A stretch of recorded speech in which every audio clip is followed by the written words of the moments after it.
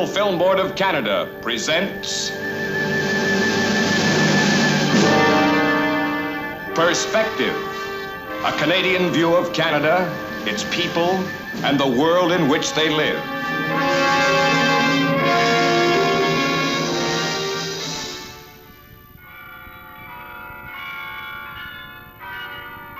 This week, Perspective presents Capital City by Ian McNeil.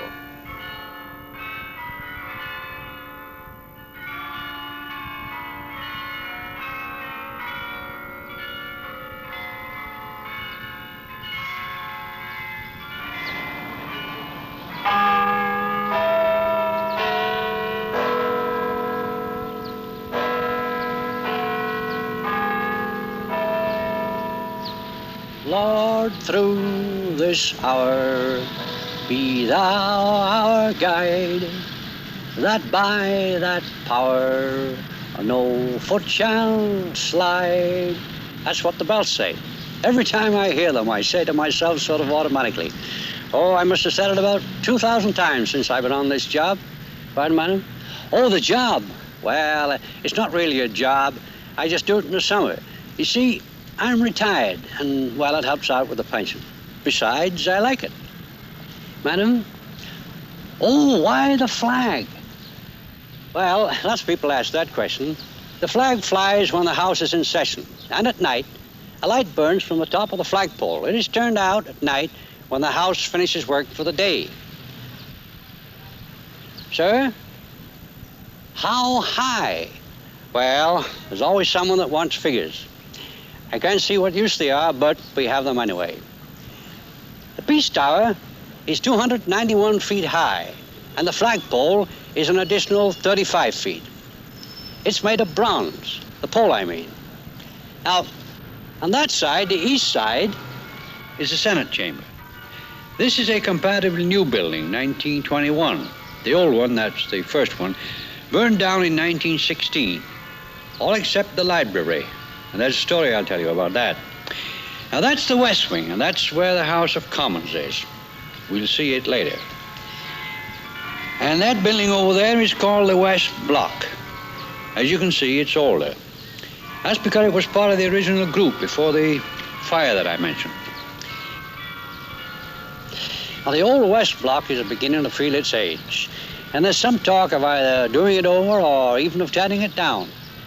Some folks are for it, and others say, no, don't touch it at all. Well, that's Ottawa for you. The East Block over there is also part of the old group of buildings. The Prime Minister has his office there, as does the Privy Council and the Department of External Affairs. That's why you sometimes read in the paper that the East Block thinks or the East Block says.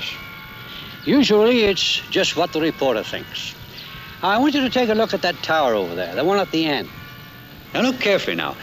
Can you see a face there? The outline of a face with the mouth open? Ah, now you see it. Well, this is it.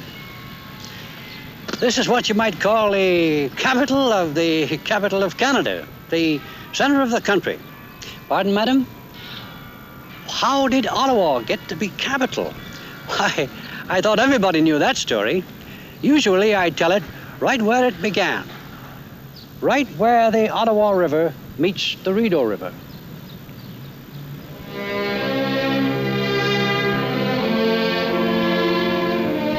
This is the Ottawa River. Next to the St. Lawrence, it was the most important river to the early explorers of Canada. The site of the city was, of course, just a portage to them, just a stopping place on their route up the Ottawa to the Nipissing and Lake Huron. They noticed the pleasant falls as they passed them, and they called them La Rideau, which means the curtain. But the river that made those falls was almost unknown to them. As it didn't flow west, well, it didn't interest them.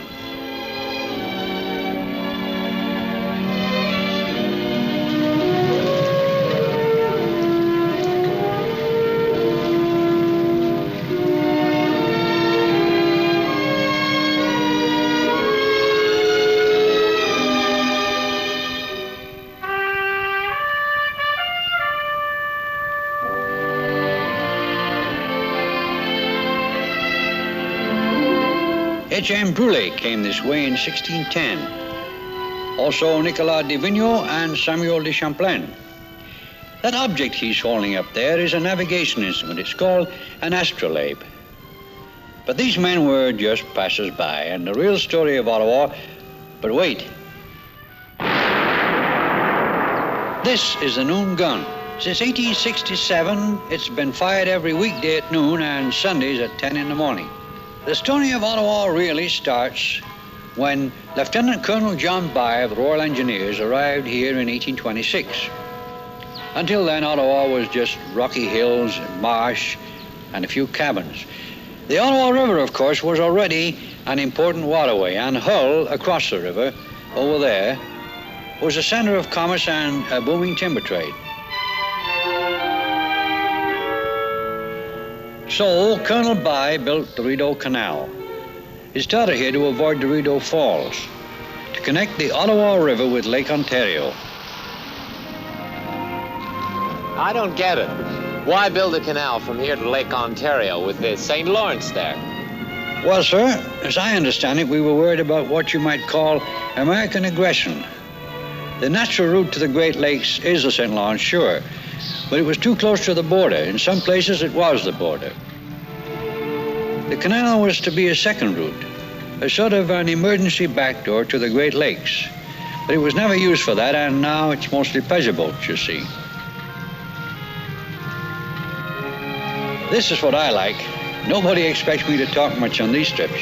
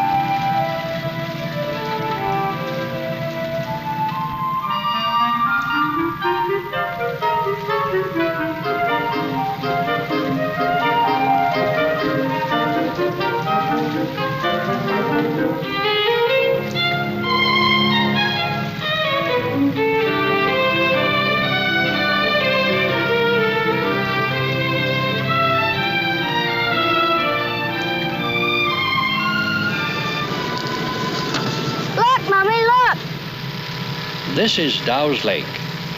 Used to be part of that marsh I told you about. One of Colonel By's men called it one of the most dismal places in the wilderness. Look at it now.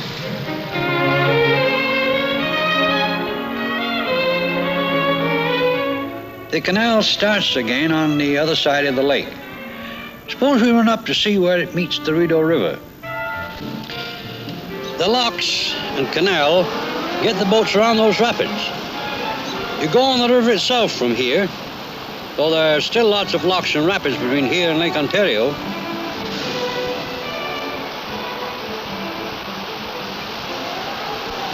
Isn't it wonderful?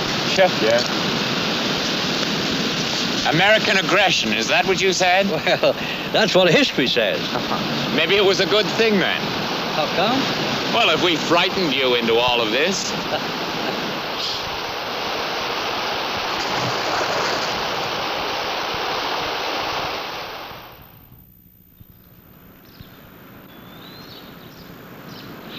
So, that's how it began. The rivers, the canal, and the timber trade made the little town prosperous. And in 1854, Bytown became a city, Ottawa. Pardon? That's right, I never did get to tell you how Ottawa became the capital, did I? It was in the years before Confederation.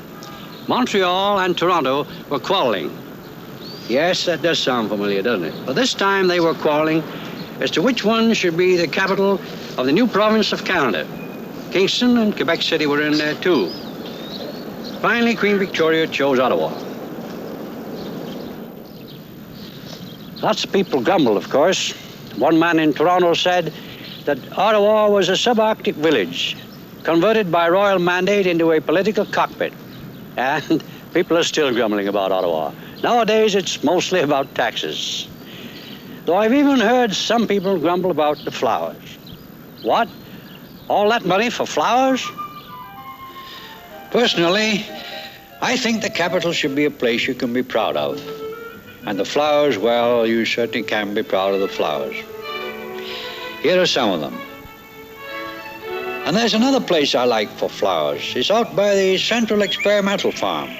That's where the Department of Agriculture is developing new farming methods and new breeds of plants and animals. It's a great place to see.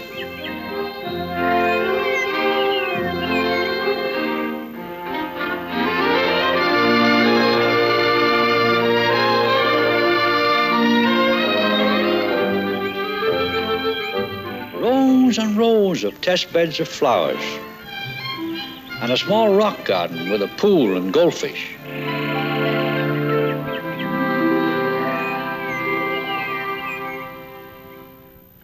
The pens where they're trying to improve next year's bacon.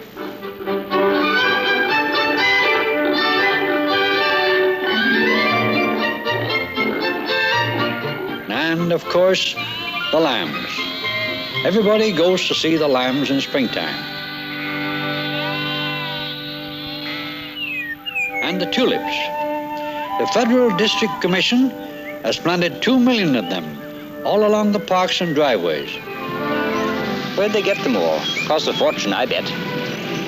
Well, no. Most of them are gifts from the people of the Netherlands and from Queen Juliana. You know, she lived here during the war. You hear a lot of strange languages around Ottawa these days. Just as strange as the French and Gaelic of the shantymen on the timber rafts 100 years ago. Yes, Ottawa is an international city now, with almost 50 embassies and legations. People are here from every continent. The funny thing, though, we get more American tourists than Canadians in Ottawa, and more questions from them, too. They seem to be more interested in Ottawa than Canadians are. That's the French embassy. And there's a new neighbor for the French embassy. Well, fairly new. It used to belong to one of the old lumber kings. Now it's the official residence of the Prime Minister. Why, it looks so unofficial. You'd never know. You could walk right up to the front door. Yes, I guess you could at that. But people just don't seem to. Oh, of course not. After all, it is his home. But I thought there'd be a guard or something. Well, yes, now, that's interesting. Where are they concealed? Who? Why, the guards, of course. Oh, well, there aren't any as far as I know. After all, like the lady says, this is his home. My, that's interesting. Very interesting. Most unusual. As a student for nearly 20 years of government, I must say that I have never... Oh.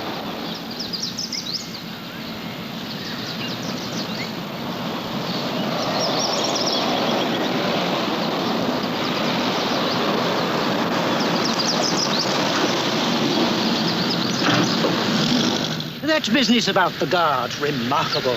And none in the car either. Well, shall we be going on?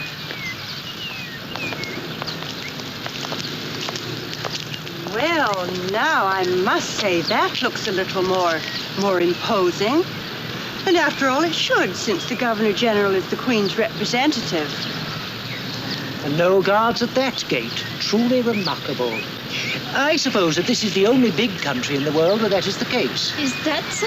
Oh, I think it's undoubtedly so. From my studies... Oh, look!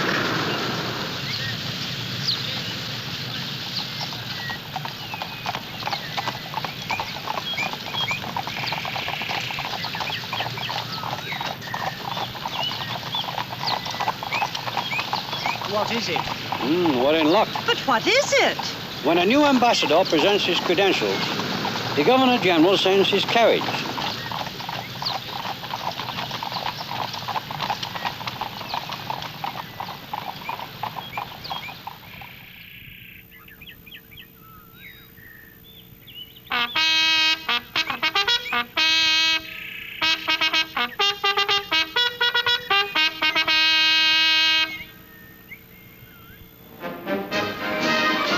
Of course, they've only been known as the Royal Canadian Mounted Police since 1920. Before that, they were called... Anyone know? What? No one? I'll bet your teacher does. The Royal Northwest Mounted Police. And before that?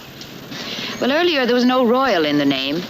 Actually, they were almost called the Northwest Mounted Rifles, but the government decided that sounded too warlike, so they chose police. They don't use horses anymore in regular work, though the force uses just about everything else, from sled dogs to aircraft. Horses are just used for ceremonials now. However, horsemanship is still an important part of training.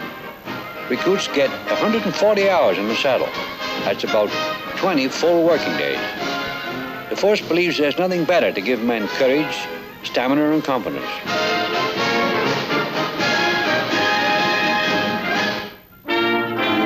Recruits are trained either here or in Regina, and it's tough training too.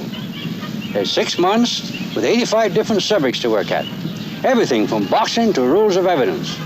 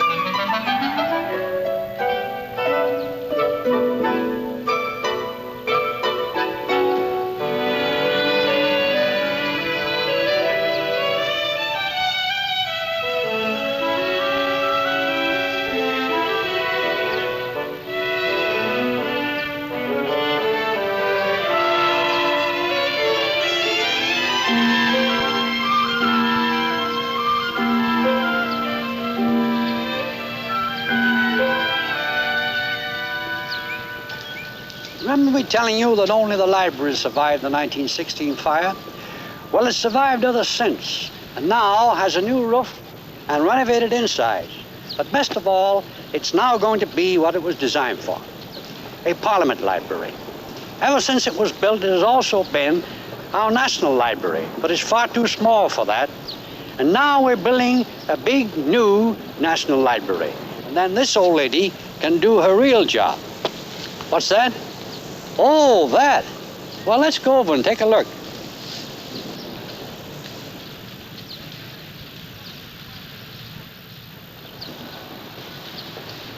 This is the bell from the tower of the old Parliament buildings, the only relic of the fire of 1916. The fire started around 6 o'clock in the evening. 7 o'clock, then 8 o'clock struck, and by 9 o'clock the flames were beginning to lick the base of the tower. Still the bell could be heard. 10 o'clock, then 11 o'clock struck. Thousands of people watched and waited. Would the bell keep its midnight appointment? Finally, the first stroke rang out. The second, then the third, then the 10th, the 11th, and finally on the 12th stroke, the bell crashed to the base of the tower. The present bells of the carillon were dedicated on July the 1st, 1927, the 60th anniversary of Confederation. 53 bells from 12 pounds to almost 12 tons. Suppose we go up the tower.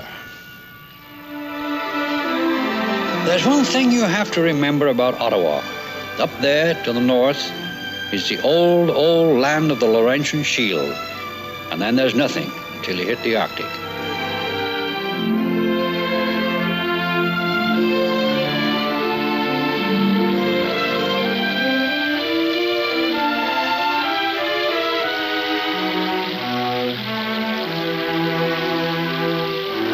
Ottawa is really just a clearing on the edge of the wilderness. And it's easy for us to slip out of the city for the hills of the Gatineau.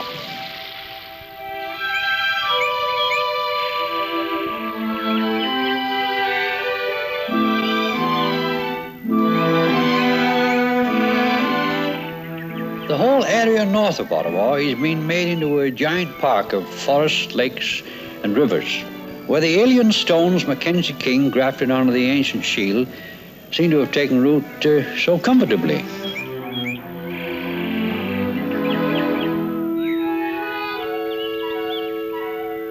In the heart of the park will stand Canada's memorial terrace to the dead of World War II, 5 miles from the heart of Ottawa, where in another memorial, bronze men march tirelessly.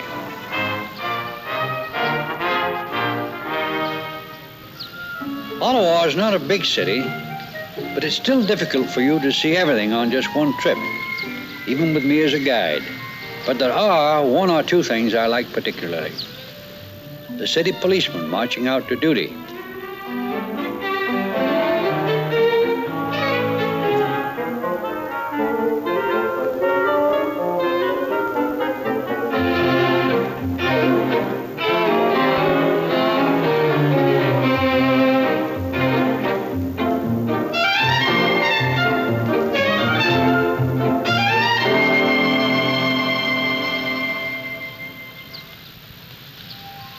And if you're interested in money, the Royal Canadian Mint. And the dignity of the Supreme Court. The statues. They're old friends if you live here. The silver-tongued Laurier if you're a Liberal. And if you're a Conservative, Sir John A. McDonell, that is, with his spectacles repaired.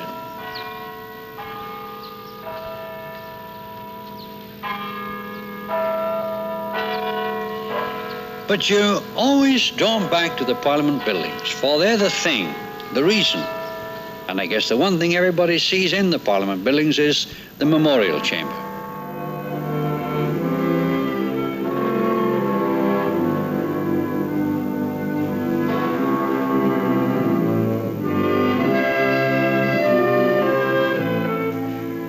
And on the altar, the cost, the Book of Remembrance. 601 pages of Canadian dead. 66,651 names are here. On 300 days of the year, at 11 o'clock, the hour of the armistice, a page is turned, so that those who remember may know who died.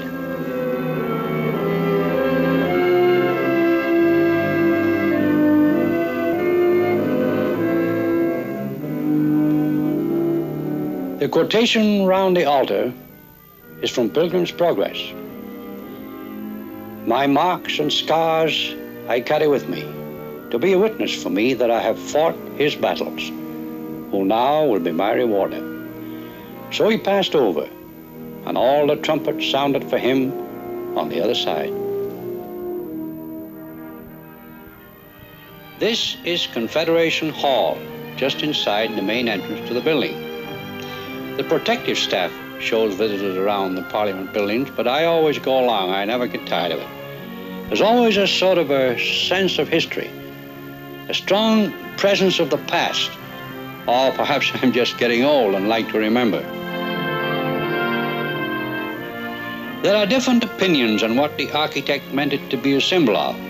I like to believe that the center column, rising out of the compass rose and surrounded by a wavy black marble ocean, represents the Confederation of Canada.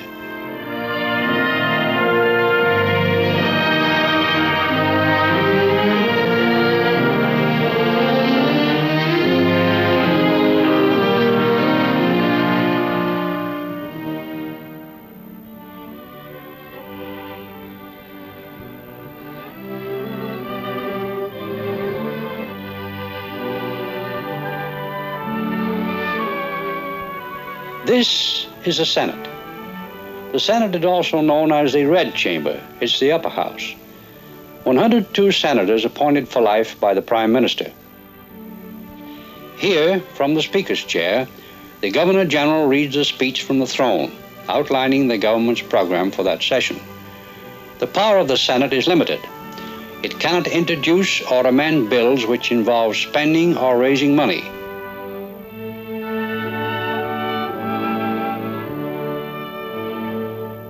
Sir John A. McDonell said that the Senate allowed a sober second thought in legislation. The House of Commons, the Green Chamber. Here, 265 members of Parliament of different parties, different tongues, different viewpoints, different regions, meet to make a country called Canada. On the right of the Speaker, the party in power, with the actual members of the government, the cabinet, sitting in the front benches. On the other side, the main opposition party, with their leader in the front, while the other parties sit beside them. In the solemn ceremonial that opens each day's sitting, the mace, symbol of the power of a free parliament, is borne in front of the Speaker by the Sergeant-at-Arms. All the members from the latest elected to the Prime Minister rise, for the power of the House is supreme. The mace is placed on the central table. The Speaker takes his seat. The House is in session.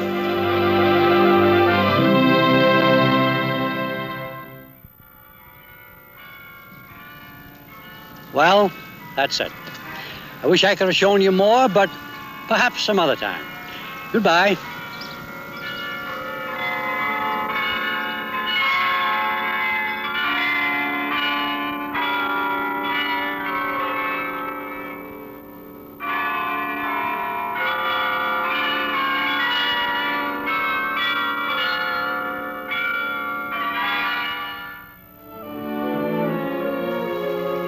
This week's Perspective was directed by Fergus McDonell. Written by Ian McNeil. Photography Donald Wilder. Sound recording Claude Pelletier. Editor Dennis Sawyer. Production assistant Blanche Markle. Location manager Yuki Yoshida. Sound editor Stuart Baker. Special sound Joan Edward. Perspective is a National Film Board of Canada production.